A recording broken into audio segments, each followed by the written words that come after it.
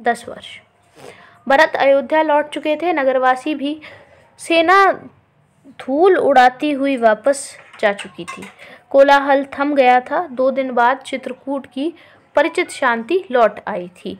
पक्षियों की चहचहाहट फिर सुनाई पड़ने लगी थी। हिरण कोलाचे भरते हुए बाहर निकल आए थे। राम पर्णकुटी से बाहर एक शिलाखंड पर बैठे थे, एकदम अकेले, विचारमग्न, कुछ सोचते हुए। चित्रकूट अयोध्या से केवल 4 दिन की दूरी पर था। लोगों का आना जाना लगा रहता। वे प्रश्न पूछते, राय मांगते या राजकाज में हस्तक्षेप की तरह होता। चित्रकूट सुंदर, सुरमय था, शांत था, पर राम वहां से दूर चले जाना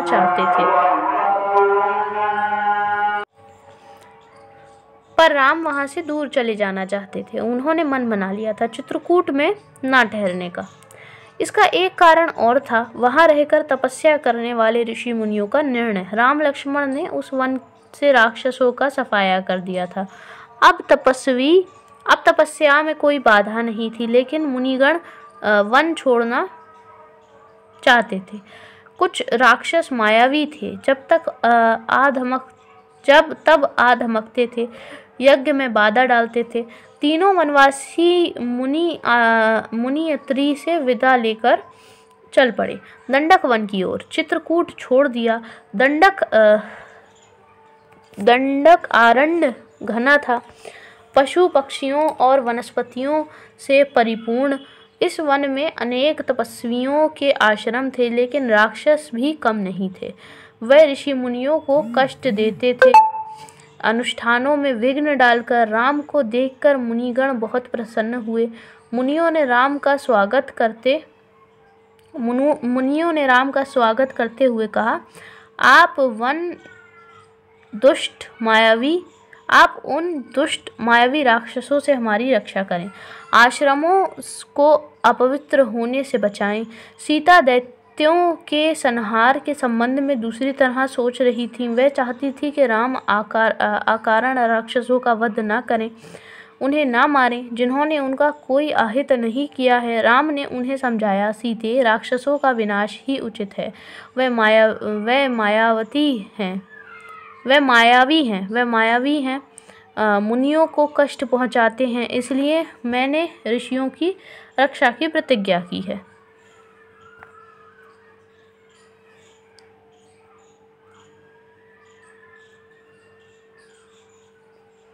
राम, लक्ष्मण और सीता दंडकारण्य में 10 वर्ष रहे। स्थान और आश्रम बदलते हुए वे श्रभंग मुनि के आश्रम पहुँचे।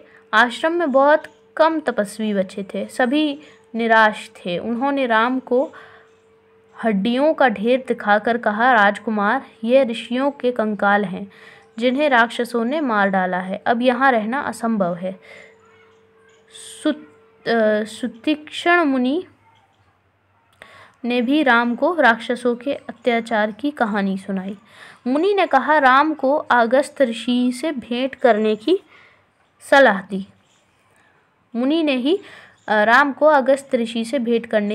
दी।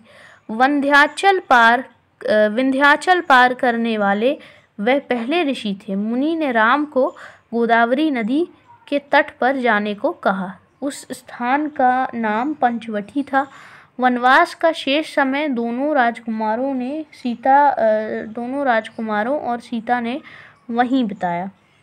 पंचवटी के मार्ग में राम को एक विशालकाय गिद्ध मिला, जटायु। सीता उसका स्वरूप देखकर डर गईं। लक्ष्मण ने उसे मायावी राक्षस समझा। वे धनुष उठा ही रहे थे कि जटायु ने कहा, हे राजन, मुझसे डरो मत, मैं तुम्हारे पिता का मित्र हूँ, वन में तुम्हारी सहायता करूँगा। आप दोनों बाहर जाएंगे तो सीता की रक्षा करूँगा। राम ने जटायु को धन्यवाद दिया। उन्हें प्रणाम करके आगे बढ़ गए। पंचवटी में लक्ष्मण ने बहुत सुंदर कुटिया बनाई, मिट्टी की दीवारें खड़ी की, बांस के खंभे लगाए, कुश और पत्तों से छप्पर डाला। कुटिया ने उस मनोरम पंचवटी को और सुंदर बना दिया। कुटी के आसपास पुष्पलताएं थीं, हिरण घूमते थे, मोर नाचते थे। इस बीच राम राक्षसों का निरंतर संहार करते रहे। वह जब भी आश्रमों पर आक्रमण करते, राम लक्ष्मण उन्हें मार देते। उन्होंने सीता को पकड़ लेने वाले राक्षस विराध को मारा। वन से राक्षसों का अस्तित्व लगभग मिटा दिया। तपस्वी शांति से तप करने लगे।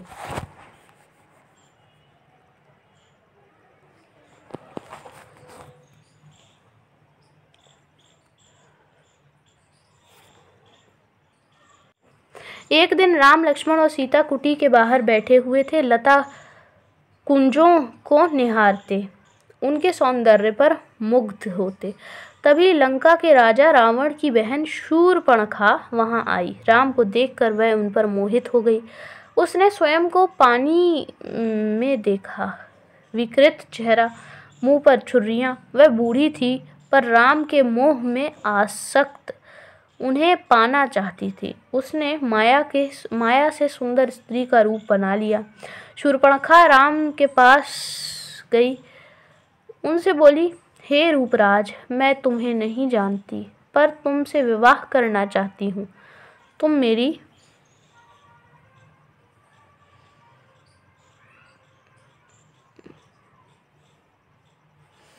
मेरी इच्छा पूरी करो, मुझे अपनी पत्नी स्वीकार करो।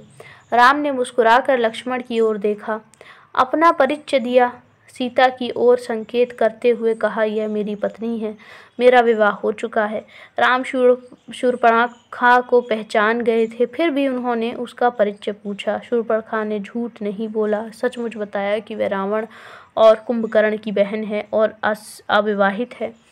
राम के मना करने के बाद वह लक्ष्मण के पास गई। लक्ष्मण ने कहा, मेरे पास आने से तुम्हें कुछ नहीं मिलेगा देवी, मैं तो राम का दास हूँ, मुझसे विवाह करके तुम दासी बन जाओगी। लक्ष्मण ने शूर्पणखा को पुनः राम के पास भेज दिया। दोनों भाइयों के लिए यह खेल हो गया।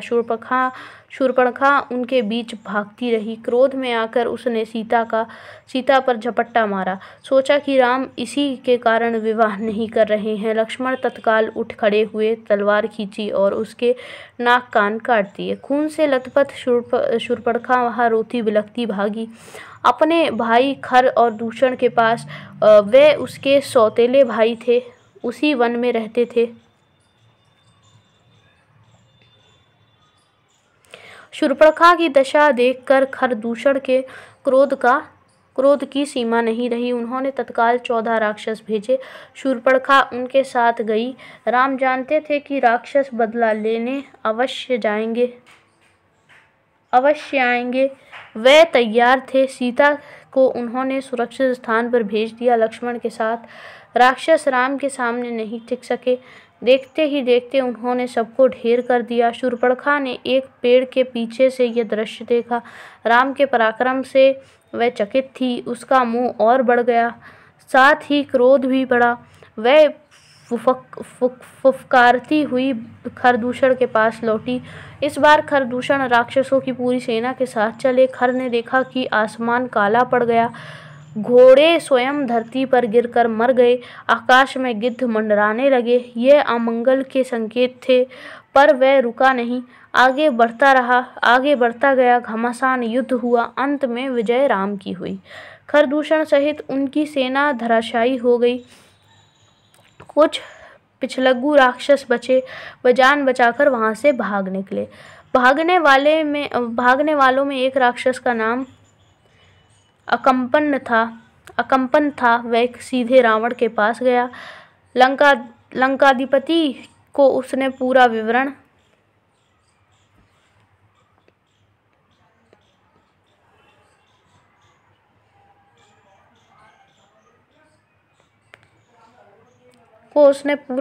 बताया।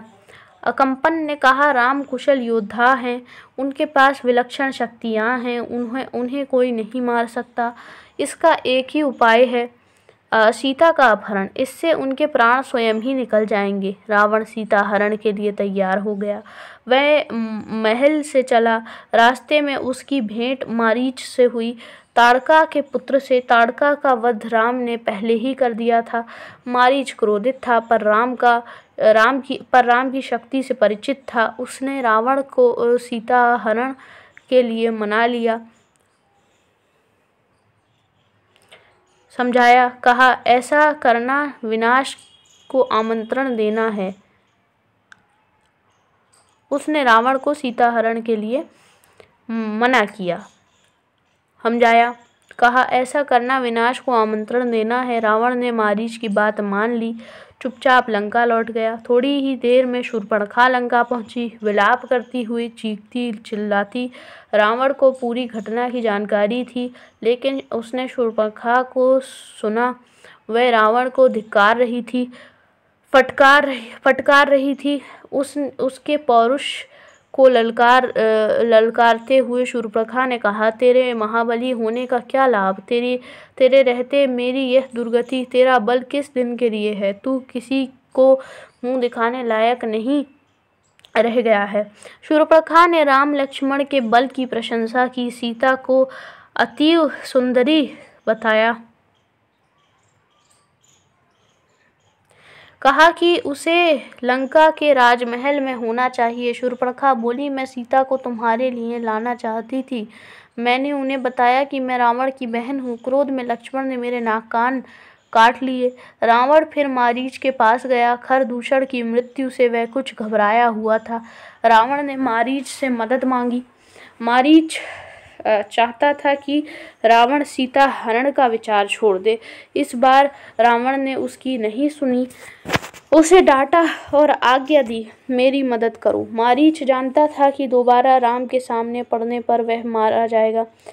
राम उसे नहीं छोड़ेंगे। रावण मारीच के मन की बात भांप गया। उसने क्रोध में भरकर कहा, वहां जाने पर हो सकता है कि राम तुम्हें मार दें, लेकिन ना जाने पर मेरे हाथों तुम्हारी मृत्यु निश्चित है। विवश होकर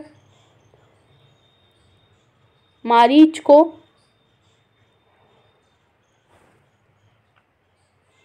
रावण का आदेश मानना पड़ा। रथ पर बैठकर रावण और मारीच पंचवटी पहुंचे। कुटी के निकट आकर मायावी मारीच ने सोने के हिरण का रूप धारण कर लिया। कुटी के आसपास घूमने लगा। रावण एक पेड़ के पीछे छिपा था। उसने तपस्वी का वेश धारण कर लिया था। सीता उस हिरण पर मुग्ध हो गई। उन्होंने राम से उसे पकड़ने को कहा। राम को हिरण पर संदेह था। वन में सोने का हिरण। लक्ष्मण बड़े भाई की बात से सहमत थे, पर सीता के आग्रह के आके उनकी एक न चली। सीता की प्रसन्नता के लिए राम हिरण के पीछे चले गए। उन्होंने सोचा, वन में इतने समय के प्रवास के दौरान सीता ने कभी कुछ नहीं मांगा। उनकी यह इच्छा अवश्य पूरी करनी चाहिए। कुटी से निकलते समय राम ने लक्ष्मण को बुलाया, सीता की रक्षा करने का आदेश दिया। कहा, मेरे लौटने तक तुम उन्हें अकेले मत छोड़ना। लक्ष्मण ने सिर झुकाकर उनकी आज्ञा स्वीकार कर ली। सीता कुटी में थी। लक्ष्मण धनुष लेकर बाहर खड़े हो गए। तो ये हमारा चैप्टर था, पूरा हो गया ये।